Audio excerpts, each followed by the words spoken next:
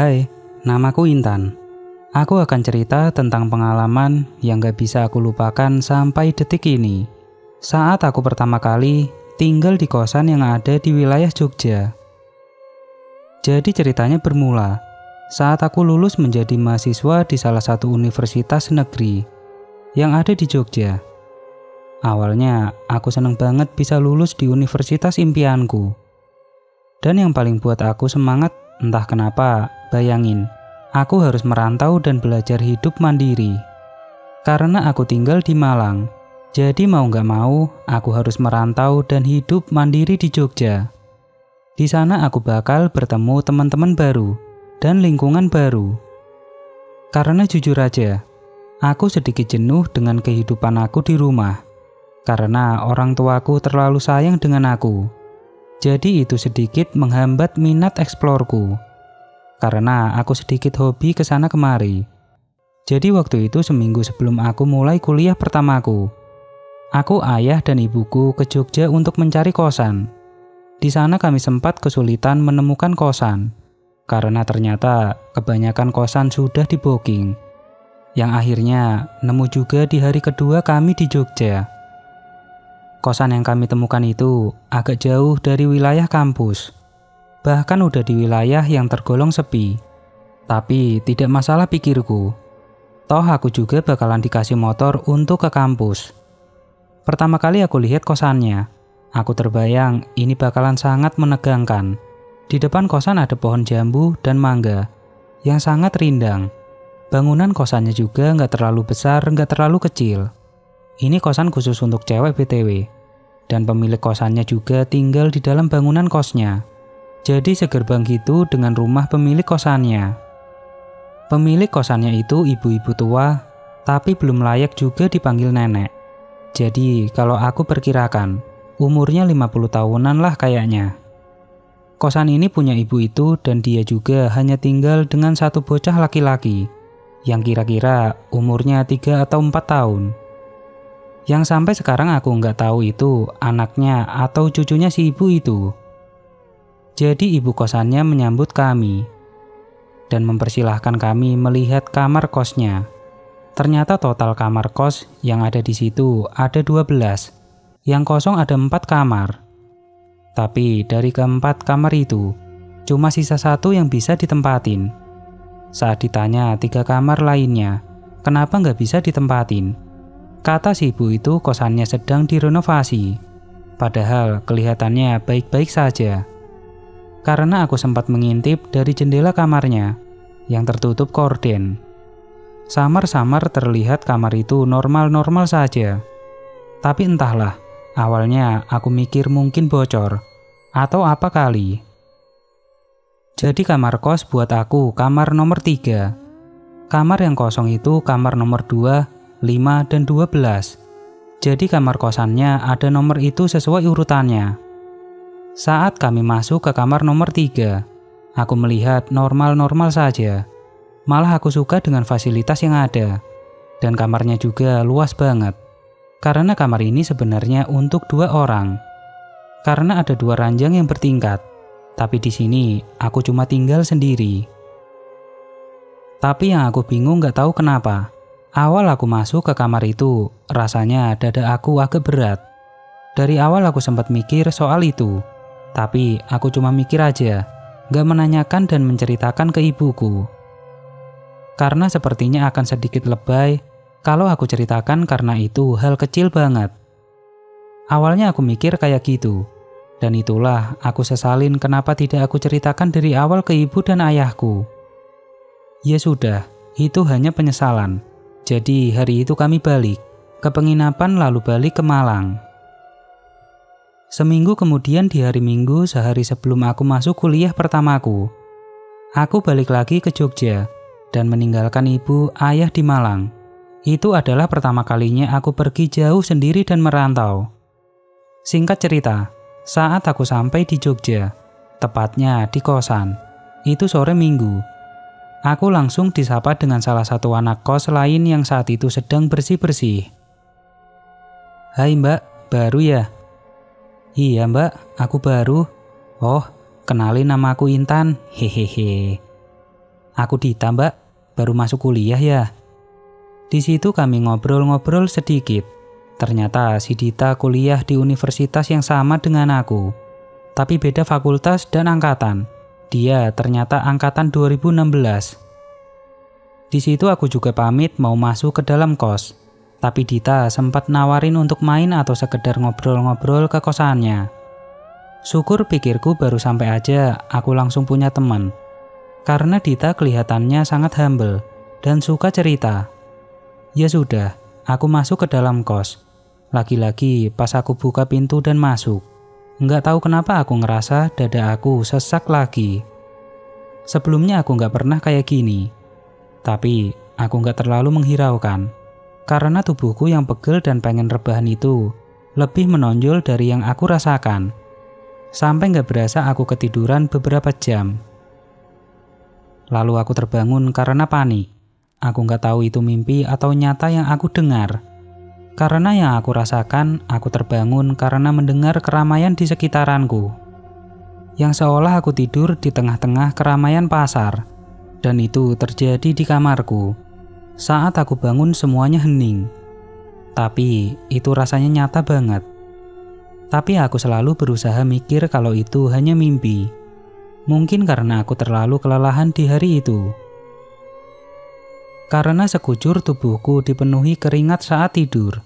Aku langsung mandi. Saat sedang mandi juga, aku masih kepikiran soal mimpi itu. Apakah itu mimpi atau nyata yang aku dengar? Ya sudah, setelah mandi aku sholat maghrib dan duduk termenung karena sesak dada aku makin berasa berat. Dari termenung hingga panik yang aku juga nggak tahu kenapa. Aku bisa panik sendiri di kamar ini. Semakin lama rasanya semakin aneh. Karena sesak yang aku rasakan itu seperti di kamar ini penuh dengan orang-orang. Sesak panas dan pengap. Padahal AC sudah aku nyalakan yang paling dingin. Dan di kulit juga rasanya dingin tapi di dalam rasanya panas. Akhirnya aku keluar memberanikan diri. Aku main ke kamarnya Kak Dita. Padahal baru kenal. Di situ aku nggak cerita soal itu. Aku cuma ngobrol soal hal lain aja. Untuk menenangkan pikiranku. Dari sesuatu yang aku juga tidak tahu. Karena anehnya di kamar Kak Dita, semuanya normal, aku berasa lebih lega di kamarnya. Sampai aku berharap Kak Dita basa-basi untuk nawarin aku nginep di kosannya. Tapi aku malu buat meminta nginep.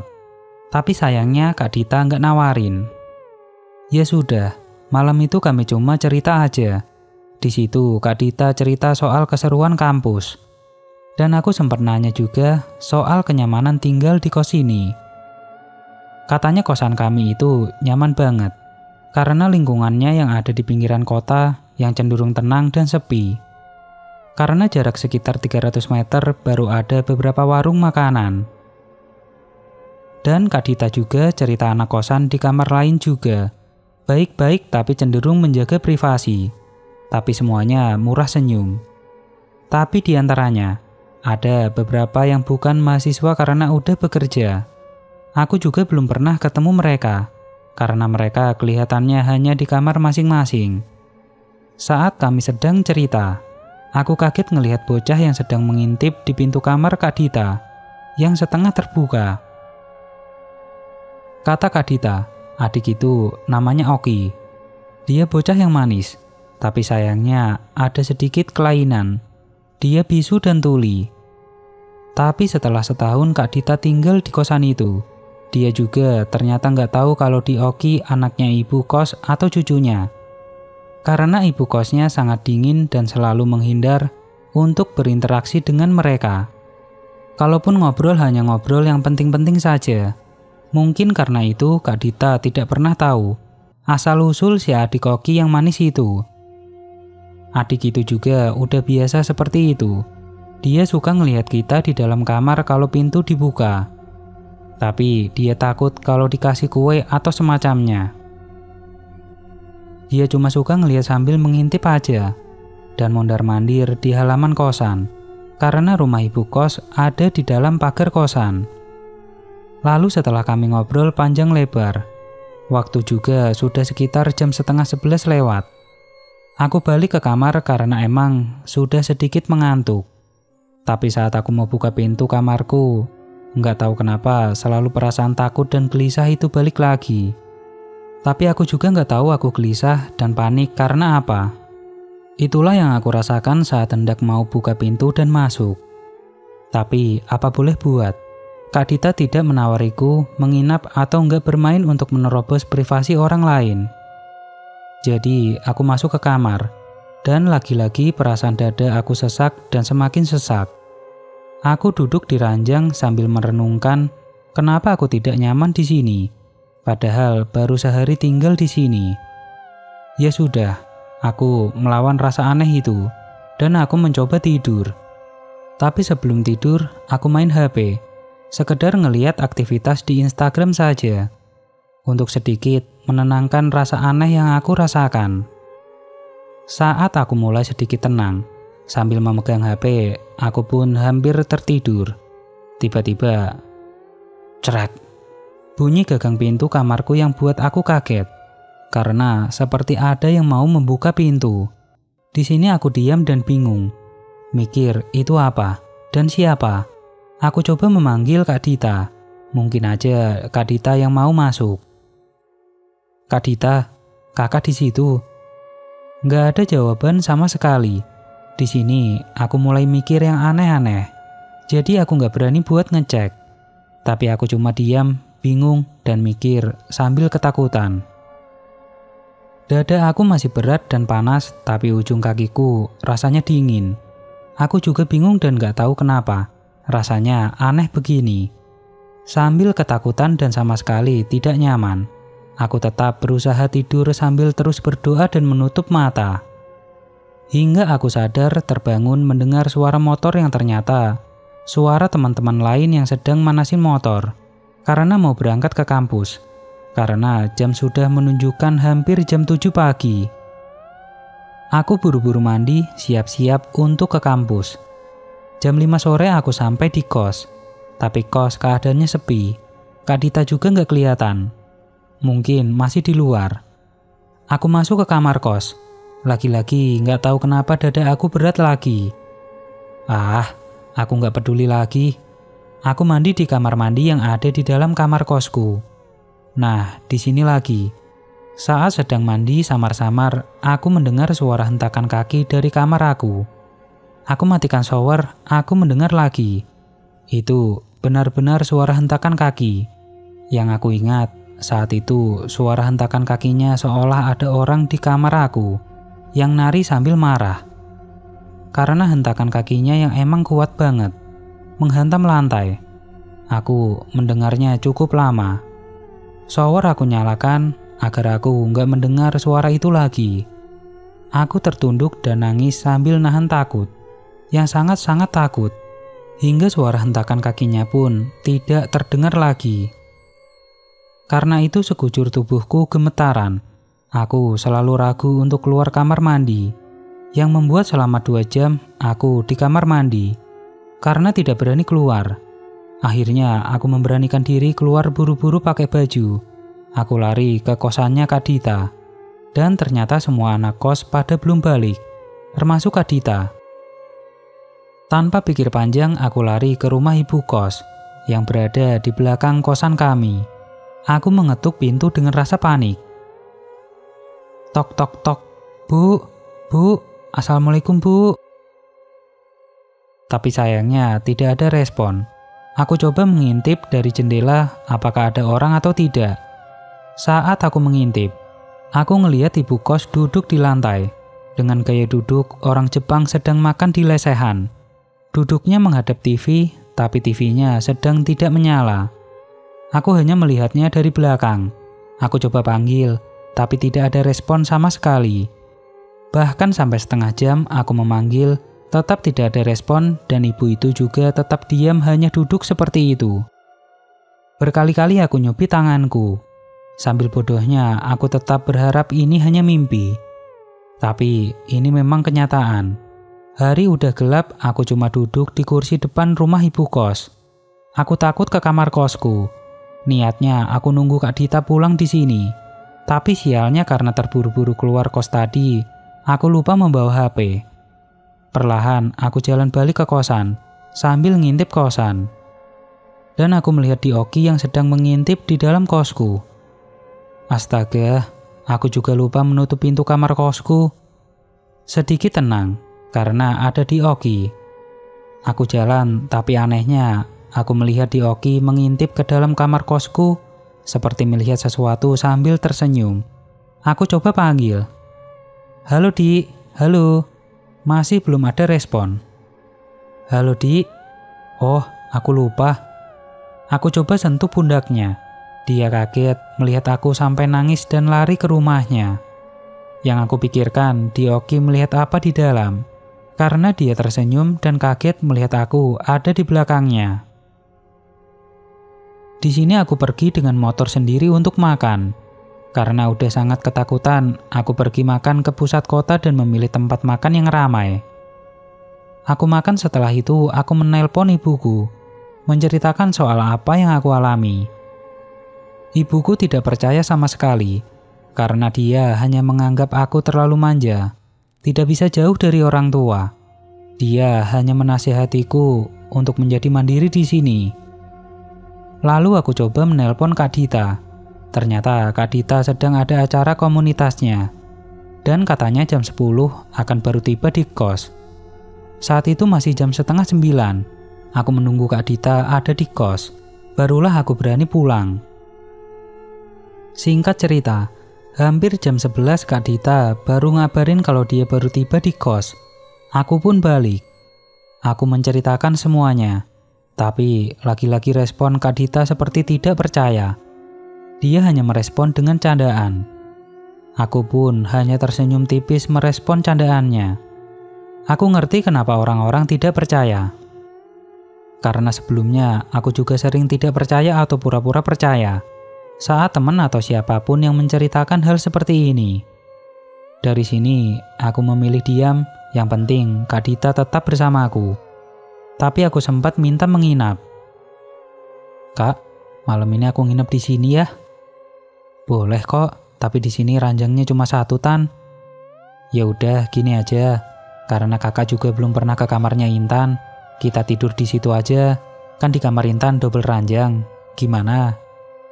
Iya kak, nggak apa-apa. Ya udah, kakak mandi dulu ya. Ntar kakak nyusul ke kamar Intan ya. Nggak apa-apa kak, aku nungguin di sini aja kak. Singkat cerita, setelah Kak Dita mandi, kami ke kamarku. Lagi-lagi setiap aku masuk di kamar ini, selalu dada aku berat lagi. Sampai kali ini udah terbiasa rasanya. Tapi aku penasaran, apakah Kak Dita juga ngerasain hal yang sama? Kak, di kamar aku pengap ya? Enggak kok, biasa aja. Di sini malah lebih enak, lebih luas. Kenapa ya? Cuma aku yang merasakannya. Aku salah apa? Kenapa cuma aku? Kenapa harus aku? Pertanyaan itu berkali-kali terlintas di pikiranku. Seolah aku pingin protes tapi nggak tahu dengan siapa. Tapi ya sudah, Kak Dita juga tidur dengan aku di sini. Aku tidur di ranjang bawah, Kak Dita tidur di ranjang atas. Malam itu dada aku semakin berat, aku sulit tidur. Tapi Kak Dita udah lelap banget. Aku pun berusaha untuk tidur. Cekrek. Tiba-tiba aku tersadar terbangun. Lagi-lagi mendengar suara pedal gagang pintu lagi yang kuat banget. Perlahan pintu terbuka dengan sendirinya. Tapi aku pun mendengar suara dengkuran Kak Dita dari atas. Aku coba panggil Kak Dita. Kak Dita, Kak. Sepertinya Kak Dita tidur terlalu nyenyak. Aku bangun naik ke ranjang atas. Aku kaget sampai terjatuh. Ternyata Kak Dita tidak ada. Refleks aku lari ke kamar Kak Dita. Aku ketuk pintu kamar Kak Dita. Syukurnya Kak Dita terbangun dan buka pintu. Aku langsung nanya kenapa Kak Dita pindah. Ternyata Kak Dita pindah karena katanya kasurnya di atas gatel-gatel. Karena aku lupa mengganti spraynya. Itu memang spray dari kosan yang udah lama banget. Lalu Kak Dita pun nawarin aku buat tidur di kamarnya saja. Meskipun tidurnya hanya di lantai, rasanya jauh lebih lega tidur di sini. Pagi itu aku dibangunkan Kak Dita. Singkat cerita, aku ke kampus. Selama di kampus, aku berkali-kali nelpon dengan ibuku untuk minta pindah kosan. Tapi ibuku malah menasehatiku karena menurutnya aku tidak bersyukur. Karena keadaan kos itu, jujur aja, fasilitas dan keadaan fisik kos itu udah lebih dari cukup buat aku. Malah aku bakal senang dan tenang ada di kos-kosan yang lebih sederhana asalkan tidak ada teror mistis yang seperti aku alami di situ. Jam 5 sore aku balik dari kampus. Lagi-lagi Kak Dita belum ada di kosannya. Duh, aku panik lagi. Tapi aku coba melawan rasa takutku. Aku memberanikan diri masuk ke kamar. Aku nunggu sesuatu yang terjadi. Tapi tidak ada yang terjadi. Cuma dada aku yang perlahan semakin berat. Di sini aku tidak berani mandi lagi. Saat malam atau menjelang maghrib. Aku rebahkan di tempat tidur dan tanpa sadar aku tertidur hingga jam 8 malam. Aku bangun siap-siap untuk sholat. Setelah itu aku termenung. Mikir gimana caranya orang tuaku mengizinkan aku pindah dari sini. Aku coba telepon lagi, tapi tetap tidak diizinkan. Aku mulai mikir untuk pindah secara diam-diam saja. Syukurnya aku punya sedikit tabungan yang cukup untuk membayar kosan beberapa bulan. Saat itu pikiran aku sudah bulat untuk mencari kosan. Aku coba nyari kosan yang ada di Jogja via online. Saat sedang sibuk dengan laptopku nyari kosan, yang itu aku duduk di ranjang sambil mangku laptop.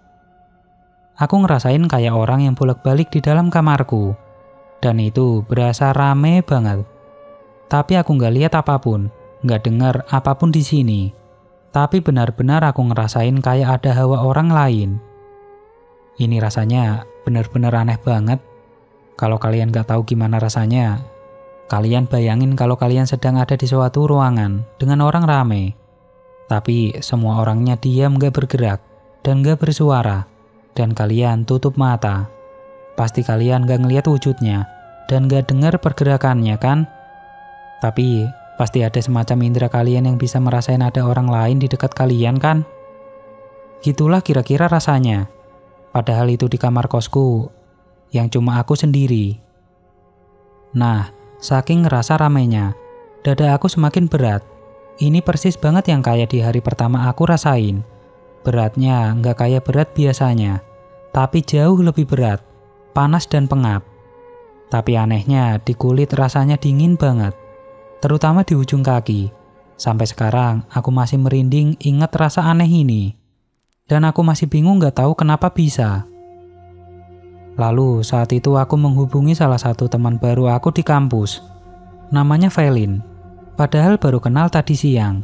Aku coba nelpon Velin, minta menginap di kosannya.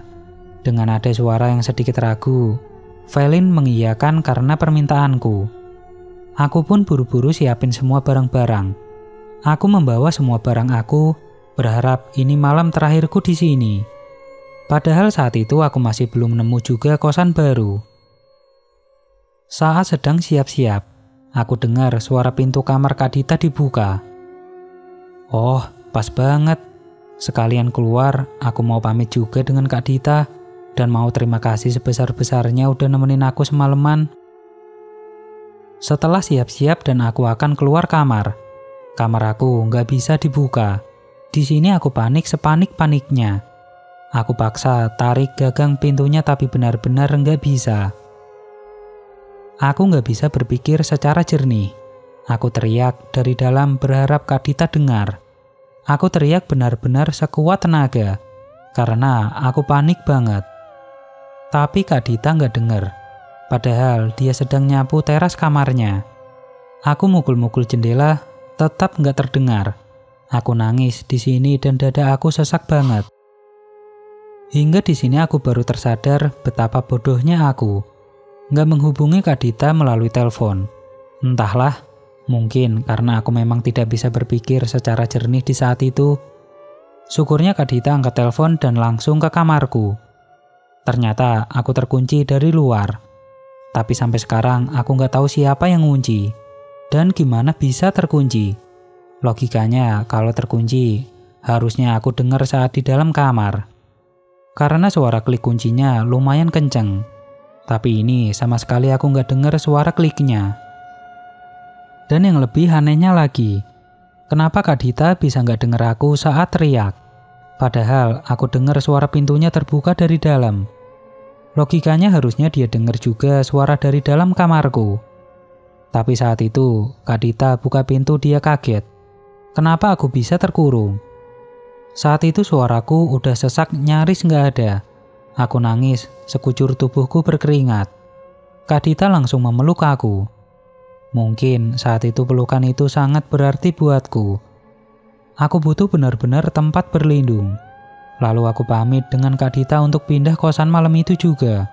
Biarpun sebenarnya dia kaget kenapa aku pindah. Aku cuma bilang, aku ketakutan di sini. Singkat cerita, aku sampai di kosannya Velin. Dia kaget, aku ngebawa semua barang. Tapi syukurnya Velin nerima aku tanpa keberatan sama sekali. Aku pikir dia akan sangat keberatan. Di sini aku cerita semuanya apa yang terjadi. Dan Velin juga orang pertama yang menganggap cerita ini adalah cerita serius. Bahkan Velin menawariku untuk sementara tinggal bareng dia di kosannya. Terima kasih Velin, di sini dia superhero-ku. Malam itu akhirnya aku bisa merasa lega. Biarpun saat mandi aku masih trauma. Padahal saat mandi di kosannya Velin gak ada yang aneh-aneh. Cuma karena aku masih trauma saja. Di malam ini selama semalaman, aku gak bisa tidur. Gak tahu kenapa biarpun aku udah jauh lebih tenang. Tapi ketakutan ini masih belum pergi. Aku benar-benar trauma. Hingga pagi aku belum tidur, tapi kami harus ke kampus. Saat di kampus, aku lemas banget yang akhirnya pingsan. Singkat cerita akhirnya selama kurang lebih seminggu, aku demam cuma bisa tidur di kosannya Velin. Yang akhirnya ibuku datang. Di sini aku cerita lagi apa yang terjadi di kosan lama itu. Ibuku masih tetap menganggap aku tidak bersyukur dengan keadaan kosku saat itu. Mungkin karena aku pergi menginap di kosannya Velin, yang jauh lebih mewah. Karena kosannya Velin bisa dikatakan bukan kosan lagi, tapi semacam apartemen. Semua fasilitas ada, termasuk kolam dan taman. Sampai sekarang ibuku masih tidak percaya dengan itu. Dan aku juga masih bingung dengan apa yang aku rasakan sebelumnya. Tapi selama aku tidur di rumah Velin, aku juga bingung kenapa aku sering banget mimpi tentang Dioki. Aku lupa soalnya mimpinya, tapi yang aku ingat itu Dioki. Aku juga bingung soal ibu kosnya. Dari semuanya, aku benar-benar bingung dengan ibu kos itu. Tapi kenapa cuma aku yang merasakan keanehan itu? Kenapa Kak Dita dan anak-anak kos lain di situ tidak merasakan apapun? Sampai sekarang, aku masih bingung dengan itu semua. Tapi itu sudah lewat. Aku juga tidak trauma lagi dan tidak lagi merasakan hal-hal seperti itu. Semenjak aku tinggal bersama Velin di kosannya.